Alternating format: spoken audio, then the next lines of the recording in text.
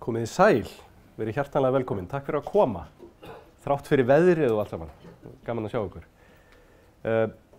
Það nú bara þannig, því miður, við höfum ekki efni á því að fara eftir röngum upplýsingum þegar kemur að fjármálum við starfslok. Það gætir nefnilega ansi mikils misskilningsvarðandi ýmislegt sem við þurfum að hafa á hreinu. Og ef við tökum eitt dæmi, að þá eru ansi margir að fara eftir þeim ráðleggingum og aðrir að dreifa þeim, að það borgi sig vegna tryggingastofnunar og hvernig tryggingastofnun virkar, að það borgi sig að taka út séreignarsparnaðinn allan á einu bretti áður en við hættum að vinna og sækjum hjá tryggingastofnun. Og þetta hefur verið áberandi í umræðinu núna í mjög langan tíma, hefur kannski örlítið minnkað, en ef við förum eftir þessu, ef við höfum fengið þessar röngu upplýsingar, förum eftir þeim, tökum út allan séreignarsparnaðinn okkar á meðan við erum að vinna, áður en við sækjum þá eru nokkuð góða líkur á því að við munum borga miklu meiri skatta og verða fyrir miklu meiri skerðingum en ella. Og svona þetta svolítið varðandi starfslokamálin, að við búum við kerfi sem að hafa sína kosti og galla. Íslenska lífeyriskerfið er umdeilt eins og það hefur alltaf verið, en hvaða skoðun svo sem við höfum á þessu kerfi, að þá hefur það innbyggðan mikinn sveigjanleika. Og það sem að við ættum að gera, og markmið okkar hér í dag, að læra aðeins á þetta kerfi til þess að við getum nýtt okkur þennan sveigjanleika miðað við okkar persónulegu aðstæður, svo við komum betur út fjárhagslega. Og það rauninni þrennt sem við þurfum að gera, 3 verkefni sem við þurfum að ráðast í aðdraganda starfsloka varðandi fjármálin. Það fyrsta að læra á þessi kerfi og skilja þau. Og þau eru flókin, tiltölulega flókin. Það alltaf verið að breyta þeim, þannig að það getur verið erfitt að átta sig á því hvað á við í dag og hvaða upplýsingar eru réttar og hverjir ekki. En þetta það fyrsta. Annað það að við þurfum að safna saman öllum upplýsingum þau réttindi sem við höfum og þá möguleika og valkosti sem við höfum. Vegna þess að það líka persónubundið. Hvernig okkar réttindi eru samsett og hvaða möguleika við höfum. Og svo það þriðja atriðið sem að taka að lokum upplýsta ákvörðun hvert og eitt það hvernig hentar okkur best að sækja greiðslur að hreyfa stóra fjárhæðir á lífeyrisaldri. Og markmiðið í dag það að fara yfir fyrsta atriðið, að læra að skilja kerfin að hafa nægilega þekkingu á þeim til þess að við getum síðan að lokum tekið þessa upplýstu ákvörðun. En hitt tvennt, að safna öllum upplýsingum og síðan að taka ákvarðanir, það það sem þið gerir síðan bara þegar þið komið heim. En í dag ætlum við að ræða þessi kerfi eins og þau líta út núna. Og sveigjanleikinn sem ég nefndi, hann víða í kerfinu og það ekki þannig á Íslandi eins og vill stundum hljóma í umræðunni að það sé alveg klárt bara hvað allir að gera. Að það allir bara sækja lífeyrissjóðsgreiðslur eða hjá tryggingastofnun að taka út séreignarsparnaðinn með einhverjum ákveðnum hætti. Ef það væri þannig, þá að sjálfsögðu væri til einhver miðlægur staður hjá ríkinu, það ekki, þar sem að við erum bara á skrá hjá ríkinu þegar við höfum 67 ára afmæli, að þá bara gengið frá þessu fyrir okkur. Það væri auðvitað miklu einfaldara, en það myndi þýða að það væri engir möguleikar fyrir okkur til þess að reyna að gera aðeins betur úr stöðunni. En sveigjanleikinn, hann gerir hlutina aðeins flóknari, hann þýðir að við þurfum að skilja kerfin til að geta nýtt okkur þennan sveigjanleika, en þýðir að sama skapi að við getum hugsanlega gert eitthvað til að koma betur út. Það markmiðið og það afskaplega gott og það auðvitað tekur smá tíma, það smá handavinna og smá yfirlestur sem þarf til þess, en tímakaupið ákaflega gott. Og það ofsalega sárt að flýta sér í gegnum þetta sem samt sem áður mjög skiljanlegt. Það eru fáir sem mikið að velta fyrir sér lífeyrismálum fyrir reynir og kannski vex þetta okkur í augun þegar við lítum yfir þetta í fyrsta skipti og þá kannski einfaldast bara sækjum allt á einu bretti. En það voðalega sárt að átta sig á því eftir á að vegna fljótfærni að þá gerðum við mistök sem kostaði okkur 100.000 eða milljónir. Nú, ég ræddi hér áðan séreignarsparnað. Séreignarsparnaður sá hluti íslenska lífeyriskerfisins sem einfaldastur. Og séreignarsparnaður á í rauninni ekkert skylt við að forminu til við restina af lífeyriskerfinu, við til dæmis samtrygginguna í lífeyrissjóðunum. Samtryggingarsjóðirnir, þessi hefðbundnu lífeyrisréttindi sem við þekkjum öll, þau eru réttindi sem hver stétt og hver kynslóð safna sér smátt og smátt með því að greiða inn í sjóðina yfir starfsævina og eru síðan tekin út í föstum mánaðlegum greiðslum ævilangt. Þarna erum við að tryggja okkur sjálf, þarna erum við að tryggja hvert annað fyrir örorku, makan okkar, börnin og svo framvegis. Séreignarsparnaðurinn, hann alls ekki svona.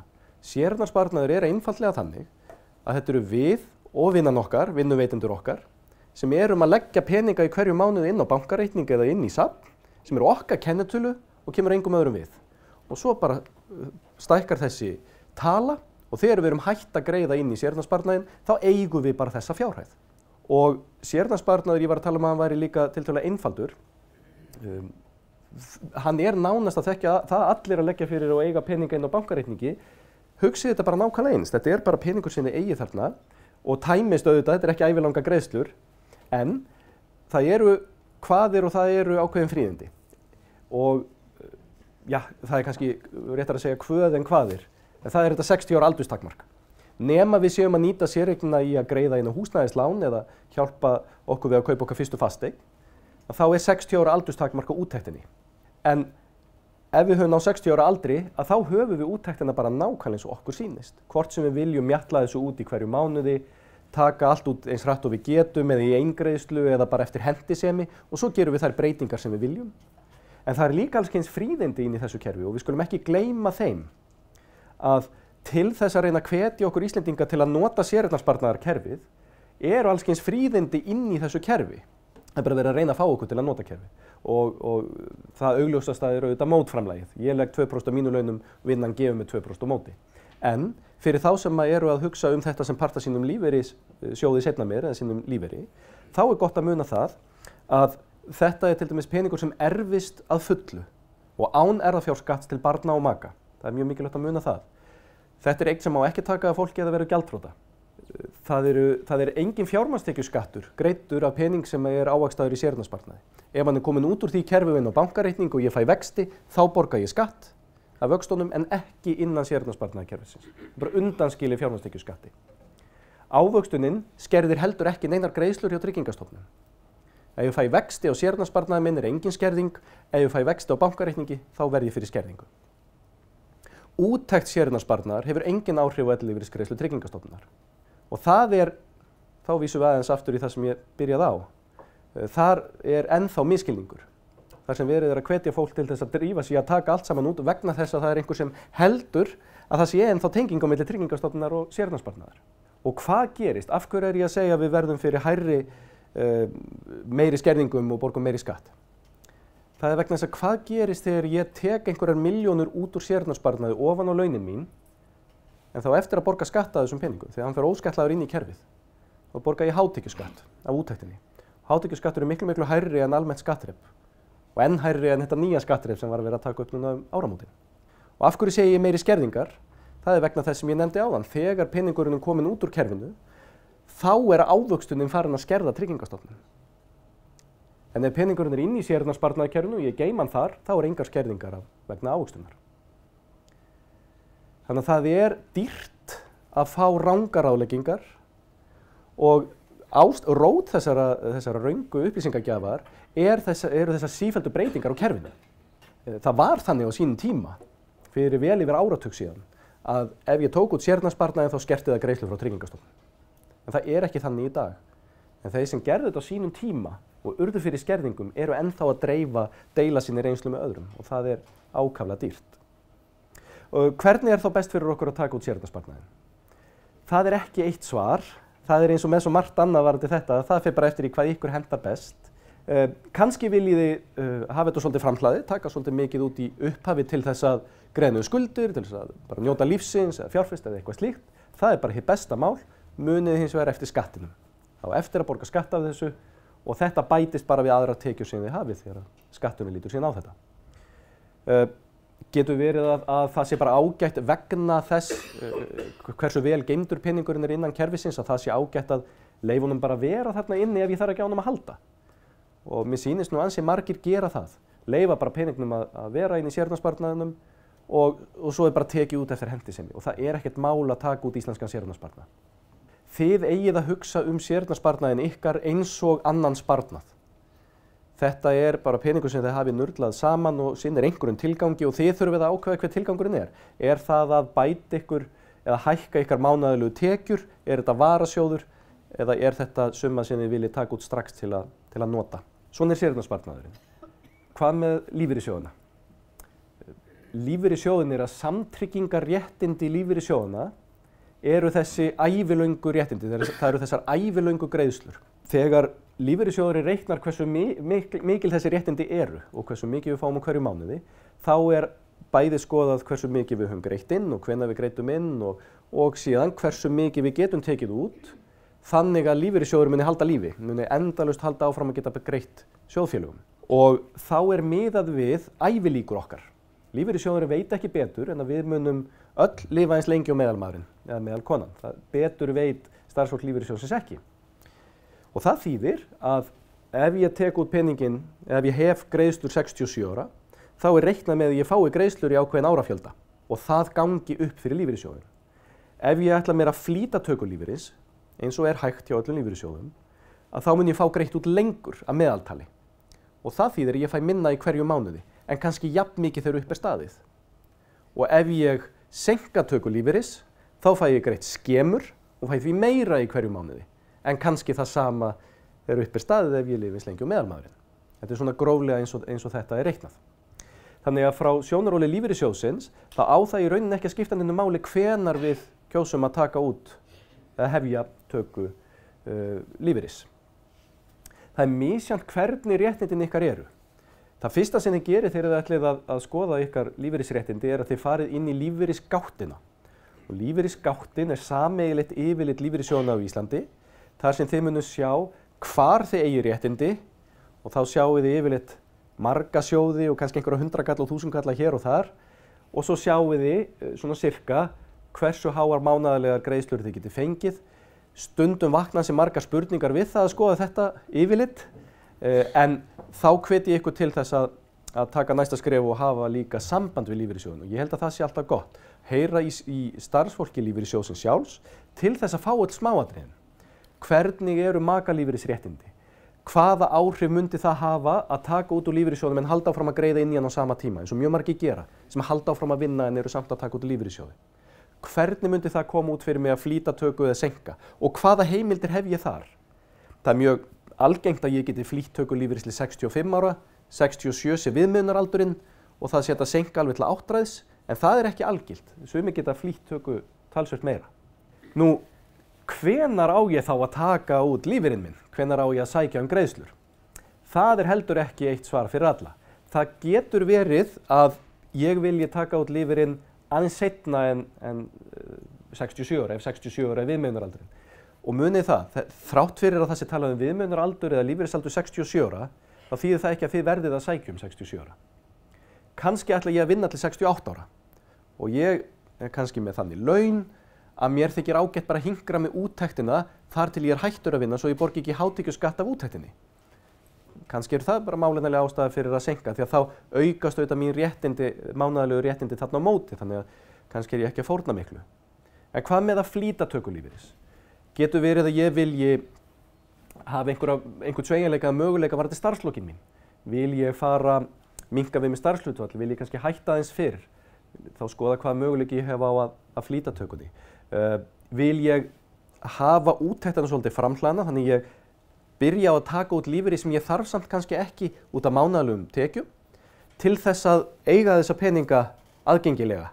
Hugsanlega til þess eins og ég nefndi áðan, greiða skuldir, fjárfesta, njóta lífsins, eitthvað slíkt. Getur verið að ég treysti ekki lífeyrissjóðnum eitthvað slíkt. Það allskyns ástæður sem geta verið fyrir því að við viljum flýta eða seinka töku lífeyris. En það eitt sem ég bið ykkur að velta fyrir ykkur. Þegar þið eru komin með stöðuna á hreint og þið eru komin með á hreint hverja reglunar eru varðandi ykkar réttindi, þá skuluð þið spá í því, og þetta það sem verður þá persónulegt, hvernig sjáuð þið ykkar starfslok fyrir ykkur og starfsloka aldur. Það ekki óalgengt að útgjöld fólks, að dagleg og mánaðarleg útgjöld fólks séu aðeins meiri fyrstu árin á lífeyrisaldrinum.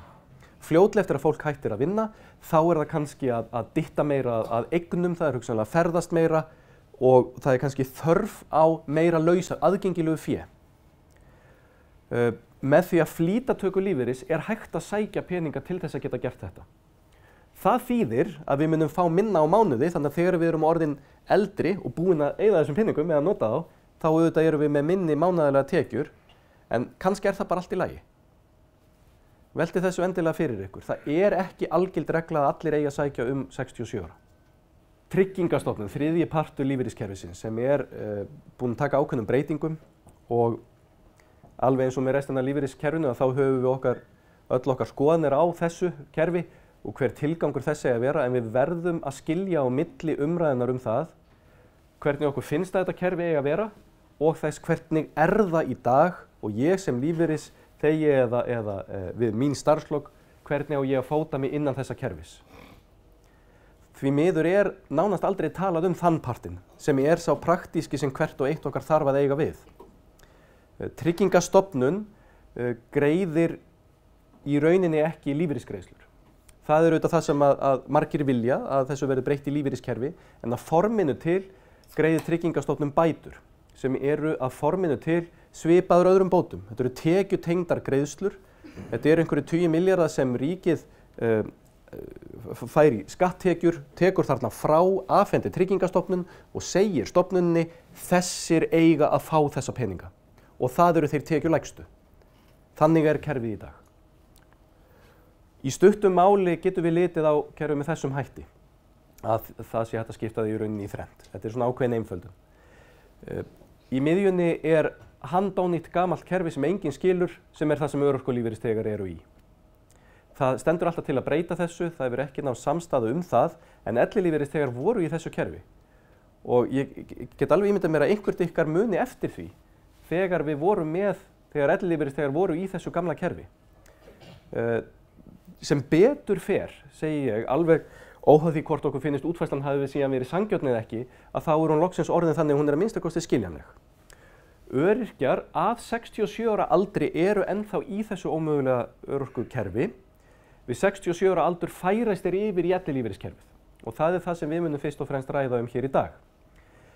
Ellilífeyriskerfið með viðmiðunaraldur 67 ára eins og flestir lífeyrissjóðir. En það með sama sveigjanleika varðandi úttektina. Það hægt að flýta töku lífeyris til 65 ára eða seinka töku alveg til áttræðis. Og þið ráðið hvenar innan þess tíma þið viljið taka lífeyri. En munið það að það sama gildi með Tryggingastofnun og með lífeyrissjóðina. Þegar þið eru búin að sækja þá bakkið þið ekki út úr þeirri umsókn. Þið hafið kannski 30 daga umhugsunarfrest strax í upphafi, en það svolítið stóra ákvörðun að sækja hjá Tryggingastofnun. Þá eins gott að hún sé rétt og skoðum það eins og eftir.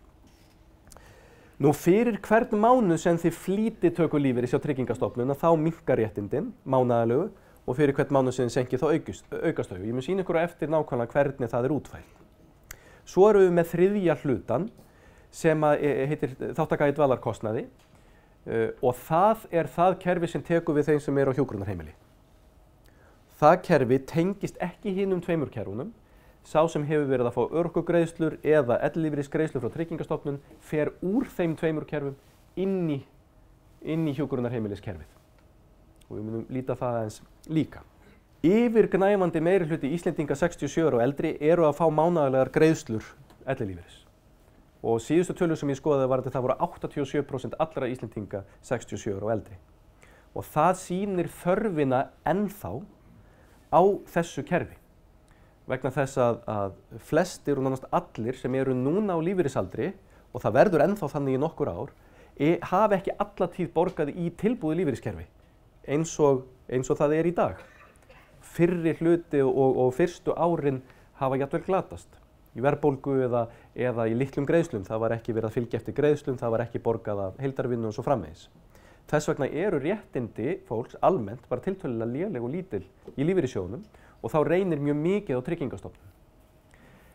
En þess vegna svo mikilvægt að vegna þess hvað Tryggingastofnun stór hluti greiðslana sem við fáum mánaðarlega á lífeyrisaldri að við skiljum það kerfi og þá ekki nóg að segja bara þetta allt glæpamenn, þetta ómögulegt kerfi og ég vil breyta því. Það verður að gera það líka en við komumst ekki hjá því að skilja það. Þannig við vitum hverju við eigum von á og hvernig við eigum að fóta okkur innan þess kerfis. Og það það sem við ætlum aðeins að líta á hér.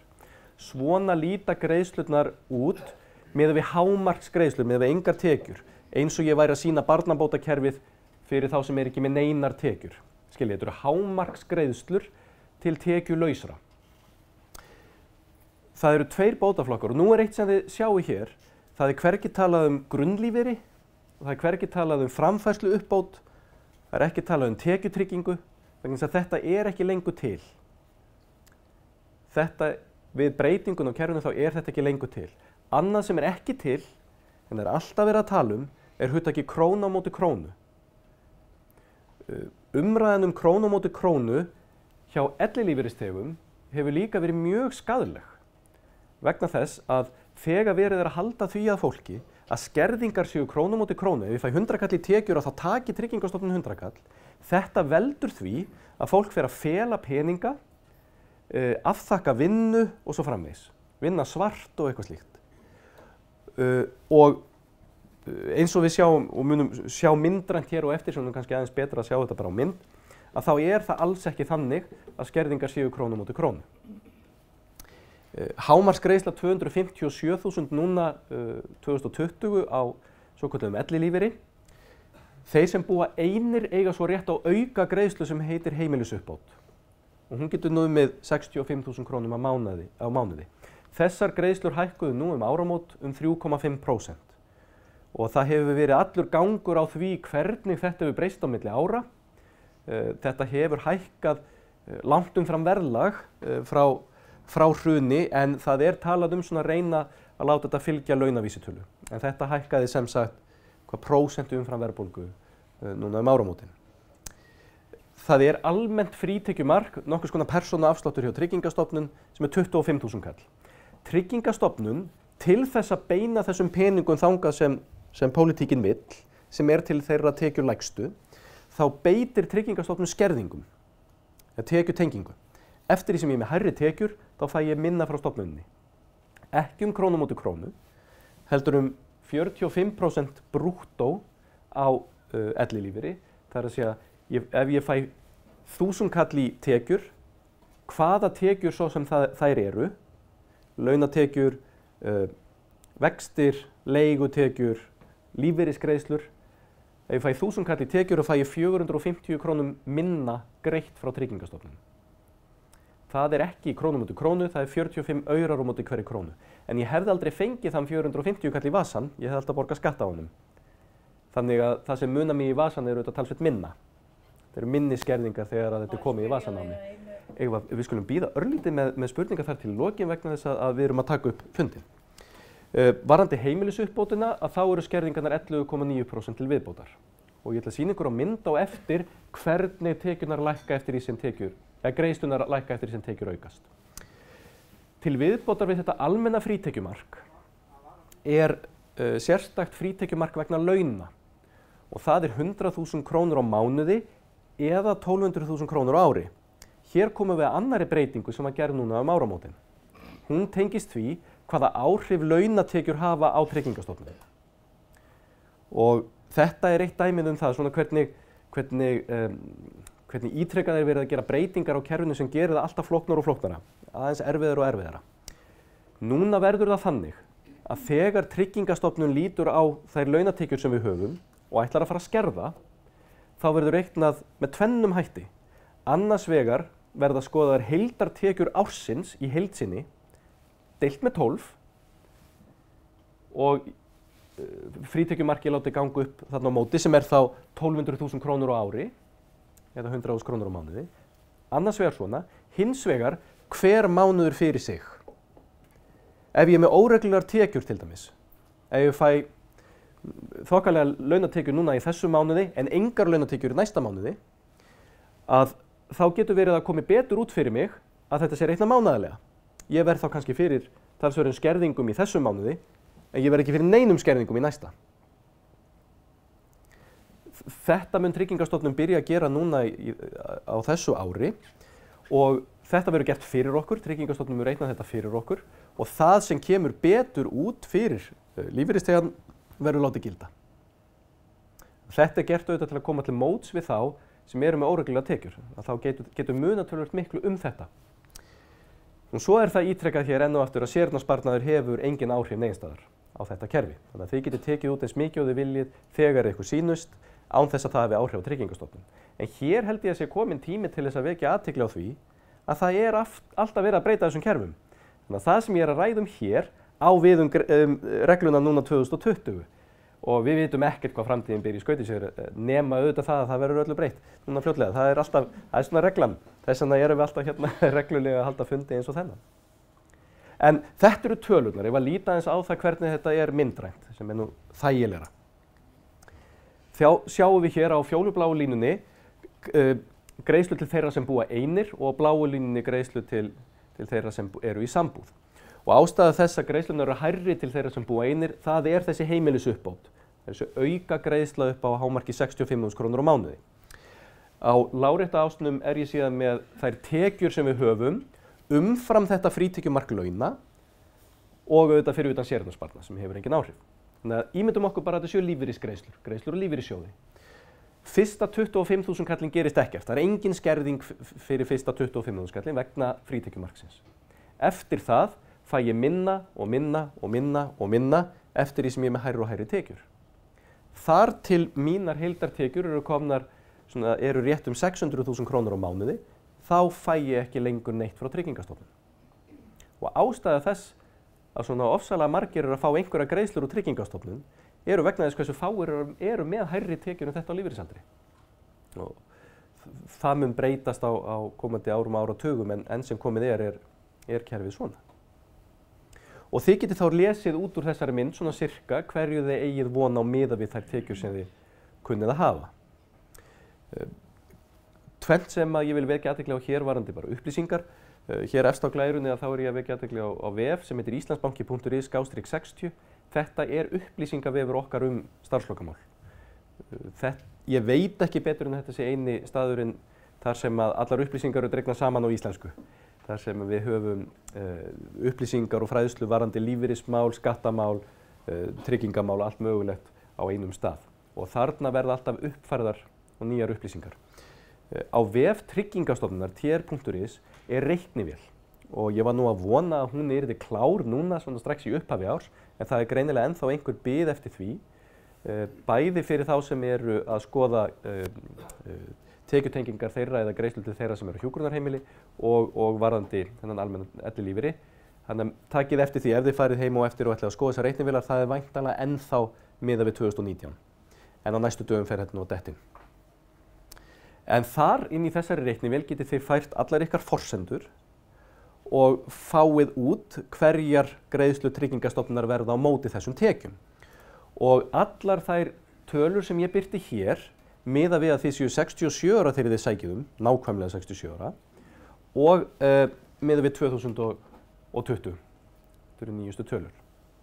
Nú en förum aðeins lengra með þessa mynd og skoðum þá hvernig þetta mun líta út fyrir okkur ef við leggjum alla tekjur saman. Þá sjáum við á gula svæðinu þessar tekjur sem við höfum og til einföldunar ímyndum við okkur að þetta séu lífeyristekjurnar okkar, bara greiðslur og lífeyrissjóði. Ofan á það leggjast þá ellilífeyrisgreiðslur Tryggingastofnunar og ef við búum ein að þá bætist þessi fjólubláa sneið við sömuleiðis. Þegar við lítum á þessa mynd þá sjáum við vilja löggjafans. Þetta eru eitthvað 90 milljarðar króna sem Tryggingastofnun fær til að greiða og ríkið segir, þessi sneið sem þessi bláa og fjólubláa er 90 milljarðar eitthvað cirka og ríkið segir við viljum að þeir sem eru vinstra megin á myndinni, sem eru með lægstu tekjurnar, fái megnið af þessum 90 milljörðum. Og til þess að færa peningana þangað eru skerðingar notaðar. Þannig að því hærri skerðingar, eða meiri skerðingar, því meira fyrir þá tekjulægstu og minna fyrir hina, því minni skerðingar, því minna fyrir þá tekjulægstu og því meira fyrir þá tekjuhærri. Þannig notar ríkið, eða lætur ríkið Tryggingastofnun beita skerðingum og tekjutengingum. Og þegar við sjáum á þetta, þá áttum við okkur líka á því að þessu kerfi er ætlað að jafna út tekjur lífeyrisþega. Þannig að umræðan það að ég greiddi alla tíð í lífeyrissjóð en ekki félagi minn og hann fær miklu meir en ég frá Tryggingastofnun, þá er það akkurat hugmyndin með kerfinu. Nú, hvað með að flýta eða seinka töku lífeyris eins og ég nefndi áðan? Sama gildir hjá lífeyrissjóðnum en hjá hverjum og einu lífeyrissjóði eru sérstakar reglur. Hjá Tryggingastofnun eru þetta tölurnar. og þær gilda núna 2020 bara hjá Tryggingastofnun. Og þá sjáið þið það að ef þið hyggist flýta töku lífeyris þá minnka mánaðarlegu ævilöngu réttindin ykkar en þau aukast ef þið senkið töku lífeyris. Og af hverju er ég að tala um þetta? Af hverju er ekki bara allir að sækja þegar þeir mega að sækja Það er vegna þess að ef við erum ennþá að vinna þá getur vel verið að við munum bara ekkert fá neitt frá Tryggingastofnun. En ef við höfum samt sem áður sótt greiðslur þá fáum við ekki þessa hækkun. Skiljið hvað ég meina? Ef ég ætla mér að hætta 68 ára til dæmis að vinna og ég er á þokkalega háum launum og ég sækjum hjá Tryggingastofnun, þá getur verið í þetta ár, ef ég sækjum 67 ára, þá fæ ég í þetta heila ár engar greiðslur frá Tryggingastofnun. Þegar ég er orðinn 68 ára hætti að vinna, þá er ég með sömu réttindi og allir sem eru 67 ára. Ef ég hins vegar sæki ekki þá hækka réttindin mín og þá er ég búinn að vinna mér inn 6% ævilanga hækkun á öllum mínu réttindum. Og þetta er sama og gildir hjá lífeyrissjóðnum.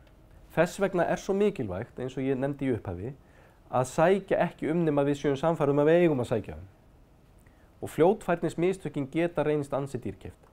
Og þau eru mýmörg dæmin af fólki sem vann lengi á háu launum eða þokkalegu launum frameftir, kannski til 70, 71, 2 og er á 20-30% lægri réttindum en þau eiga rétt á.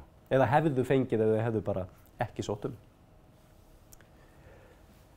Ef við miðum við hámarksréttindin þá lítur þetta svona út. Það er að segja sá sem er ekki með neinar tekjur að hann hækkar samkvæmt þessu í greiðslum. Þetta getið þið fengið út úr þessari reiknivél hjá Tryggingastofnun sömuleiðis. Að þar getið þið fært inn í reit sem stendur senkun á töku lífeyris eða frestun lífeyristöku. Hvað með hálfan lífeyri? Nú er ég að reyna að muna töluna hvort það eru 27 hversu margir Íslendingar hafa sótt hálfan lífeyri undanfarin 2-3 ár. Voðalega lítið það. En fyrir þó nokkru síðan voru lög sett það að til þess að koma til móts við þá sem ætla að minnka við sér starfshlutfall að þá verði okkur gert kleift að sækja hálfan lífeyri hjá lífeyrissjóði og samtímis hálfan lífeyri hjá Tryggingastofnun. Og þetta verði að hanga saman. Eins og ég nefndi hefur þetta lítið verið notað og lítið verið rætt þetta. Það eru ákveðnir gallar sem að hið opinbera hefur komið auga á varðandi þetta kerfi. Þannig að núna liggur fyrir frumvarp frá ráðherra að breyta þessu. Það er hins vegar ekki orðið að lögum. Þannig að við erum í ákveðnu limbói núna það hvernig þetta kerfi verður á næstunni. Hugmyndin samkvæmt þessu frumvarpi, ef það gengur í gegn, er að hálfur lífeyrir, hann virkar þannig að þið farið í lífeyrissjóðinn eða til Tryggingastofnunar og þið óskið eftir því að réttindum ykkar verði skipt alveg í tvennt. Helmingurinn bíður bara eftir að þið takið fullan lífeyri, hinn helminginn byrjið að taka núna. Og það stendur til að setja ansi hátt frítekjumark á það, þannig að við líðum ekki mikið fyrir það að vinna á sama tíma. Þetta er ekki raunin í dag. Í dag er það þannig að það er fullt frítekjumark hjá Tryggingastofnun, en það stendur til að setja 325.000 króna frítekjumark. Í dag er ekki gerð krafa að vera í ákveðnu starfshlutfalli, en það verður gerð krafa ef frumvarpið fer í gegn að vera ennþá vinnandi en að hámarki í 50% starfshlutfalli. Og í dag er gerð krafa ákveðnar tekjur, samtals úr þessum kerfum, en ef frumvarpið fer í gegn þá verður svo krafa ekki gerð. Þetta er sem sagt svolítið flókið, ekki bara kerfið eins og það heldur þessi óvissa hvernig því verður breytt. Ef þið hins vegar eruð að velta þessu fyrir ykkur, að það gæti nú verið þægilegt ef þið ætla að minnka við ykkur starfshlutfall að fá einhverja tekjur á móti og taka kannski hálfan lífeyri, þá skuluð þið fylgjast með því hvernig þetta fer allt saman. En ef þið viljið þá getið þið strax núna bara á morgun farið í ykkar lífeyrissjóð og rætt þetta við þau. Þannig ég vildi nú bara vekja athygli ykkar á hálfan lífeyri. Þegar breytingar verða gerðar munum við líka uppfæra allar upplýsingar hálfan lífeyri á vefnum okkar. En eins og það hefur kannski tekið eftir, við þurfum að gefa okkur smá tíma í svona að velta fyrir okkur ýmsu. Til dæmis það hvernig við ætlum að taka út úr lífeyrissjóðnum, út af útgjöldum okkar og hvað við sjáum fyrir okkur, hvernig okkur hentar að taka út séreignarsparnaðinn og svo framvegis. En við þurfum líka að velta þessari spurningu fyrir okkur. Hvað ef eitthvað kemur fyrir? Lífeyrisréttindi á Íslandi eru einstaklingsbundin. Og það er þannig að hjá Tryggingastofnun er til dæmis engin tenging við tekjur maka nema hvað varðar fjármagnstekjur, vexti. Vextir eru það eina sem eru sameiginlegar hjá samsköttuðum aðilum og deilt með tveimur bara. Allar aðrar tekjur eru bara einstaklingsins. Sama gildur séreignarsparnað. Þegar við greiðum í séreignarsparnað þá söfnum við bara persónulegum réttindum og þegar við greiðum í lífeyrissjóð þá söfnum við persónulegum réttindum. Ég nefndi það við ykkur varðandi lífeyrissjóðina að það sé ágætt að fá upplýsingar það til dæmis hvernig reglur eru varðandi makalífeyri. Það skiptir heilmiklu máli. Hvað ef hvernig verður fjárhagsstaða hvors sig, til dæmis við hjónaskilnað eða andlát. Hvernig eru þessi einstaklingsbundnu réttindi og við andlát hvaða greiðslur muni berast úr lífeyrissjóði hins látna til eftirlifandi maka. Það bara mjög misjafnt. Það getur verið allt frá einhverjum greiðslum í 2 ár í ævilangar greiðslur og þetta skiptir ofboðslega miklu máli og ekki síst vegna þess að lífeyrisréttindi fólks getur verið mjög misjöfn og þar hallar sérstaklega á konur á Íslandi, sérstaklega. Að þær hafa, mjög margar konur hafa byggt upp mjög lélega eða lítilega engin réttindi. Og þá, ef eitthvað kemur upp á, þá geta þær verið mjög berskjaldaðar fyrir því að tekjur heimilisins þurrkist upp, nánast að fullu. Jú, séreignarsparnaðurinn erfist að fullu til maka og til barna. Það greiddur makalífeyrir, en prófið að reikna þetta út, fá upplýsingar og fá þetta bara niður á blað nákvæmlega hver verður staðan. Sömuleiðis varðandi hjúkrunarheimili. Hvað ef annarkvort okkar allt í einu komið á hjúkrunarheimili? Og þá langar mig að taka eitt dæmi vegna þess að skerðingar eða tekjutengingar vegna dvalar á hjúkrunarheimili eru allt öðruvísi en þau kerfi sem ég var að sýna ykkur áðan. Og núna innan skamms verður reiknivél eða kostnaðarþáttöku á dvalarheimili og hjúkrunarheimili uppfærð á vef Tryggingastofnunar þar sem þið getið fært ykkar forsendur inn sjálf. En í rauninni þetta þannig að sá sem alveg tekjulaus, hann fær 77.000 ríflega í greiðslur á mánuði. Hann nánast aldrei með meira en 98.000 nettó í vasanum mánaðamótin. Vegna þess að nánast allar tekjur viðkomandi, hvort sem hann að fá greiddan lífeyri eða vexti eða hvað það fara í að greiða hluta af kostnaðanum við dvölina á hjúkrunarheimilinu og eftir situr nánast alltaf 98.000 kall á mánuði. Sá sem með 100.000 kall á mánuði tekjur, sá sem með 600.000 kall á mánuði tekjur, eru báðir með 98.000 kall í vasanum mánaðamótin. Þannig virkar þetta kerfi. Og tökum nú dæmi og ímyndum okkur stöðu. Ímyndum okkur að hér séu hjón þar sem annar aðilinn hefur verið með hærri tekjur og safnað meiri lífeyrisréttindum, með betri tekjur úr lífeyrissjóði. Hinn aðilinn með mjög litlar tekjur úr lífeyrissjóði. Sá sem með miklu tekjurnar og góður réttindin, hann hefur líka verið að geyma sparnað heimilisins á sínum bankabókum eða á sinni kennitölu. Nú sá aðili komin á hjúkrunarheimili og ímyndum okkur að hann sé komin á hjúkrunarheimili vegna heilabilunar til dæmis, sem að getur orðið til þess að viðkomandi getur ekki skrifandi neina pappíra. Og þetta ekki, ég ímynda mér að mörg ekki að þekki bara nákvæmlega svona dæmi. Þetta kemur oft fyrir. Eftir situr hinn makinn heima og þær tekjur sem áður komu inn á heimilið til að borga reikninga og til að reka heimilið, þær fara núna nánast alfarið í hjúkrunarheimilið, til þess opinbera í greiðsluþátttöku. Makinn situr heima og þarf að lifa á Tryggingastofnun, sem getur verið mjög erfitt af því að það þarf áfram að borga reikninga. Og þá segir sá maki, já þá fer ég bara í sparifé okkar, fer út í banka og ætlar að fara inn á reikningin, en kemst ekki inn á reikningin vegna þess að reikningurinn á kennitölu makans. Reikningar alltaf bara einn í kennitölu nema að það sé búið að ganga frá umboði. Þetta eru raunveruleg dæmi sem að eru bara mjög sársaukafull og erfið þegar þau koma upp. Hvernig hægt að minnka líkunar á þessu? Það fyrsta auðvitað að skoða þetta eins og ég var að nefna, að taka eina kvöldstund í að velta fyrir sér hvernig verður staða hvors sig ef eitthvað kemur upp á og sjá það hvort að þetta geti orðið staðan. Hvort að annar aðilinn geti lent í fjárhagslegum erfiðleikum ef eitthvað kemur fyrir hinn. Og hvað þá hægt að gera? Já, varðandi til dæmis bankareikninga eða sjóði eða eitthvað slíkt, þá auðvitað hægt að ganga frá umboði. Það hægt að fara í næsta útibú, ganga frá umboði þar sem segir ég undirritaður veiti þessum undirrituðum umboð til þessara tilteknu reikninga. Það hægt að hafa það ótímabundið eða tímabundið og það hægt að fá aðstoð jafnvel frá lögfræðingi til að gera svona umboð skilyrt. En þetta umboð getur verið mjög hjálplegt og gott ef á reynir. En hvað með lífeyrisréttindin, hægt að jafna þau einhvern veginn? Jú, það nefnilega hægt að skipta réttindum. Og skipting réttinda þrenns konar. Fyrsta fyrst og fremst hugsuð fyrir þá sem eru yngri, þar sem við getum greitt inn í lífeyrissjóð makans okkar. Við getum bæði látið iðgjöldin okkar sem fara inn í lífeyrissjóðin og í séreignarsparnaðinn fara inn á nafn makans okkar, allt að helming, og makinn þarf að gera slíkt hið sama. Allar reglur varðandi skiptingu réttinda eru þannig að báðir aðilar þurfa að gera það sama í prósentum. Segjum sem svo að minn maki ætli að fara í langt fæðingarorlof og vera kannski heimavindi í einhver tíma og ég ætla að vera að vinna, þá get ég greitt inn á lífeyrissjóð makans míns. Þannig að sá aðili sé ekki fórna uppbyggingu á sínum lífeyrisréttindum. Þetta getur verið mikið réttlætismál. Það sama hægt að gera á leiðinni út úr lífeyrissjóðnum. Þannig að þegar þið sækið að fá mánaðarlegar greiðslur úr lífeyrissjóð, þá getið þið beðið það að alltaf helmingur af þessum mánaðarlegu greiðslum farin á bankareikning makans ykkar.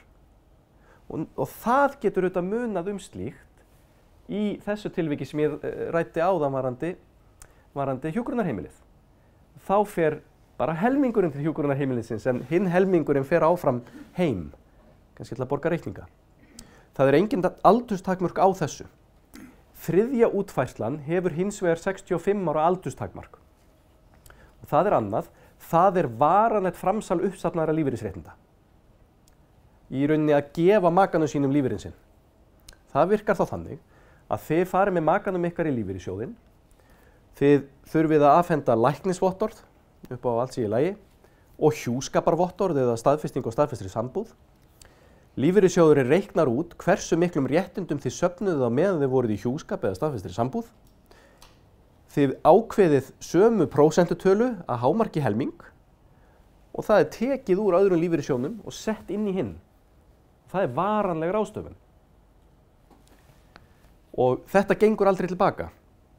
Hitt tvennt, það að greiða inn í lífeyrissjóð maka eða láta mánaðarlegu greiðslurnar inn á bankareikning maka, það fellur auðvitað bara niður við andlát eða þegar annarkvor aðilinn óskar eftir því. En þetta þriðja varanlegt framsal. Og hvers vegna verið að bjóða upp á þetta? Það verið að bjóða fólki upp á það möguleika að jafna þessi réttindi sín. Þannig að með því að við séum að gefa hvort öðru, til dæmis helminginu okkar lífeyri, þá eigum við eftir það, svona ekkert langt frá bara jafn mikinn lífeyri. Og þetta fólki frjálst að gera að 65 ára aldri. Hins vegar ekki allir sem að hyggjast gera þetta sem ganga frá því á staðnum, vegna þess að í leiðinni þurfum við að reikna út hvaða geta til dæmis tapast mjög dýrmæt makalífeyrisréttindi. Ef annarkvor aðilinn með ævilöng makalífeyrisréttindi sem tiltölulega sjaldgæfin samt til dæmis í B-deildinni hjá LSR ef einhver þar og þá það mjög dýrmæt og góð réttindi, þá geta þau tapast við þetta framsal. Við hinn aðilinn vinnur þau ekki inn á sama tíma. Hvað með Tryggingastofnun? Það getur komið upp að við jöfnun lífeyrisréttinda þá komi miklu lægri greiðslur frá Tryggingastofnun inn á heimilið en áður. Þetta allt skoðað áður en ákvörðun tekin. En hugmyndin með skiptingu réttinda ekki að græða peninga, hún að tryggja þann sem illa tryggður. Þannig að þið veltið þessu endilega fyrir ykkur. Og eins og þið heyrið, þá þetta nokkur atriði sem við þurfum að gera. Það versta sem við gerum þegar við tökum þessar stóru ákvarðanir, þetta eru peningarnir sem við munum hafa á okkar lífeyrisaldri. Þetta eru tekjurnar okkar á lífeyrisaldri. Það versta sem við gerum að fá þannig hnút í magan þegar að því kemur, að því að þetta allt saman svo flókið, að við drífum okkur bara í að sækjum allt saman. Og það sem við erum að gera hér með þessum upplýsingafundum okkar og með þessari síðu að reyna að losa aðeins hennan hnút í maganum, reyna að aðstoða ykkur aðeins við það að skilja kerfin betur og að hvetja ykkur til þess að gefa ykkur tíma í þetta. Að tala við sérfræðinga, fara sér ekki á hratt og taka sér nokkra kvöldstundir í að fikta í reiknivélinni hjá Tryggingastofnun, að ræðum það hvernig þið vilja hafa lífeyrisaldurinn, að fara í heimsókn til lífeyrissjóðsins eða Tryggingastofnun og fá upplýsingar ykkar réttindi. Það alveg þess virði. En ég búinn að taka saman nokkur atriði varðandi næstu skref sem ég mæli með að þið ráðist í. Það fyrsta varðar réttindi ykkar hjá lífeyrissjóðum. Það svolítið tímafrekt og þarf ekkert að vera neitt ofboðslega skemmtilegt en það alveg þess virði. Farið inn á lífeyrisgáttina og kannið hvar þið eigi réttindi og sirka hvernig þau eru. Hafið í kjölfarið samband við sérfræðing hjá þessum lífeyrissjóði varðandi smáatriðin. Hvenær má ég taka út, hvaða áhrif mun þetta og hitt hafa og svo framvegis. Það eitt sem að ég mæli með varðandi slíkt, bara eins og þið getið ímyndað ykkur, þá eru ekki allir starfsmenn lífeyrissjóðs eða allir starfsmenn Tryggingastofnunar eða Skattsins sérfræðingar í öllu. Ef þið eru með sérstaka spurningu sem er kannski eitthvað flókin, biðjið þið að fá skriflegt svar frá þeim starfsmanni sem veit allt þetta tiltekna mál.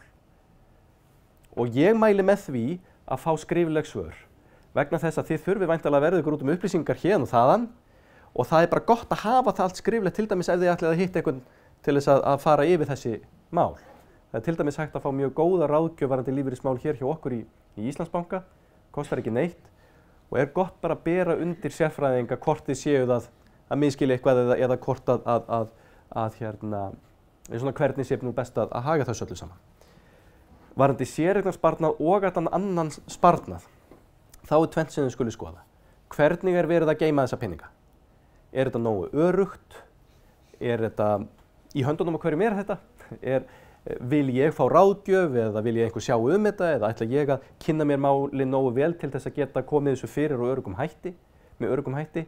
Þetta er auðvitað mjög misjafnt. Eitt sem að margir gera, að sjálfsögðu, er það að þegar við erum hætt að leggja fyrir mánaðarlega og erum farin að hugsa að fara að nota þessa peninga, þá viljum við auðvitað oft draga svolítið úr áhættunni. Og þá leitar fólk kannski í verðtryggingu eða einhverja ríkisábyrgð eða eitthvað slíkt. Og þetta er allt mögulegt. Ekki gleyma því varðandi séreigna. Þrátt fyrir að þið getið ekki sagt lífeyrissjóðnum ykkar hvernig á að áhætta samtrygginguna, þá getið þið það varðandi séreigna. Nú svo er það hitt. Hvers vegna voru að leggja þetta fyrir? Hvað ætlið þið að gera við þetta? Er þetta varasjóður? Er þetta til þess að auka eitthvað mánaðarlegu tekjur? Ætlið þið að klára þetta á einhverjum tíma? Ætlið þið að nota þetta í eitthvað skemmtilegt eða greiða skuldir? Takið þið ákvörðun þetta. Þið trúið ekki hvað er algengt að fólk eigi miklar fjárhæðir sem það er ekkert að spá í hvernig eru geymdar eða hvernig á að nota. Svo er það þriðja varðandi réttindi hjá Tryggingastofnun. Notið þið reiknivélina hjá Tryggingastofnun til þess að velta þessu fyrir ykkur. Hún gefur ykkur mjög skýra mynd. Munið þið síðan eftir því í upphæfi hvers árs og látið alla í kringum ykkur vita, minnið á þetta, að fylla á tekjuáætlun í upphæfi hvers árs. Það er alveg agalegt þegar fólk er að fá stóra reikninga frá Tryggingastofnun sem þarf að greiða tilbaka jafnvel að mjög lágum tekjum. Til þess að minnka líkunar á því þá verðum við að segja Tryggingastofnun hvaða tekjur við teljum að við munum hafa til þess að Tryggingastofnun greiði okkur rétt í hverju mánuði. Og ef aðstæður okkar breytast og tekjurnar breytast, þá getið þið bara farið inn hvenær sem og uppfært þessa áætlun, hún lokast ekki. Þannig að skoðið það endilega og að samanskapi hvenær hentar mér að taka út, að hefja umsókn og greiðslu frá Tryggingastofnun. Varðandi skuldir heimilisins, það eru auðvitað margir sem að nota þetta tækifæri til þess að létta á skuldum. Þegar við lækkum í tekjum og þá verður greiðslubyrðin óþægilegri, þá verður hún hlutfallslega hærri af tekjunum okkar. Ef þið eruð að hugsa að gera þetta, þá skulið þið fá upplýsingar lánin. Hverjir eru vextirnir, af því þið viljið greiða niður dýrustu lánin að sjálfsögðu, og er einhver uppgreiðslu kostnaður. Þetta á sérstaklega við núna.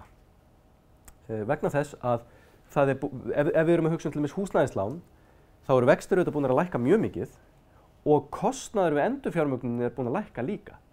Virkilega, það er orðið svona tiltölulega ódýrt bara að endurfjármögna húsnæðislánið sitt. Þannig að þið skoðið það endilega.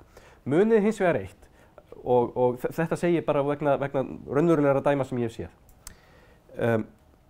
Kannski er allt í lagi að skulda örlítið meira ef það þýðir að þið hafið aðgengilegt fé sem þið getið notað. Ef þið ætlið að nota allt ykkar lausafé, allt ykkar aðgengilega fé í greiðsluskuldir, þá auðvitað getið þið ekki leyft ykkur neitt.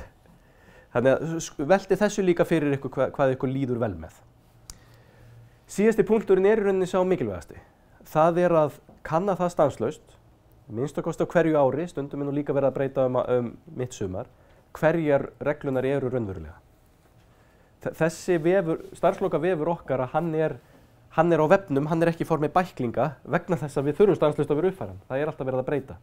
Þegar þið heyrið einhvern ráðleika ykkur eða tala þessi kerfi, setjið þið alltaf stóran fyrirvara við það sem viðkomandi er að segja.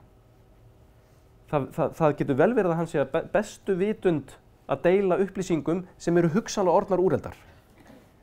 Ef þið ætlið til dæmis að ráðast í eitthvað af þessu sem ég er að ræða hér á næsta ári, þá skulið þið gleyma öllu sem ég var að segja hér og mæta á næsta fund og sjá hvað hefur breyst og hvernig reglunar eru.